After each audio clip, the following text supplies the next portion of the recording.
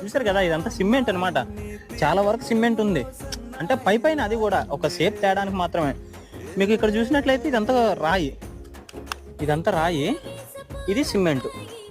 మనకి ఇదంతా సిమెంటు, ఇదంతా రాయి, ఒక షేప్ తేడానికి కోసమే అంతే.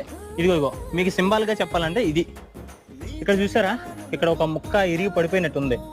అంటే ఈ ముక్కని ఏం చేయాలి మరి, సిమెంట్తోని కొంచెం రాళ్ళు పెట్టి సిమెంట్ అయితే దాన్ని ఒక షేప్ అయితే తీసుకొచ్చారన్నమాట.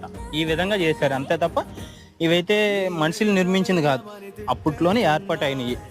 మొత్తానికైతే ఇలాగే ఈ లింగాలు అయితే ఏర్పడ్డాయి అనమాట. ఓకేనా, మొత్తానికైతే ఈ లింగాల స్టోరీ ఇది అనమాట. ఓకే ఫ్రెండ్స్, మొత్తానికైతే అయిపోయింది. లింగాలన్నీ చూశారు కదా, మీకు ఎలా అనిపించిందో కామెంట్ చేయండి. నేను చెప్పిన దాంట్లో ఏమైనా తప్పులు ఉంటే క్షమించేసేయండి. ఓకేనా, మొత్తానికైతే సేఫ్టీ గ్రిల్ అయ్యి పెట్టి బాగానే మెయింటైన్ చేస్తున్నారు. తర్వాత ఇక్కడ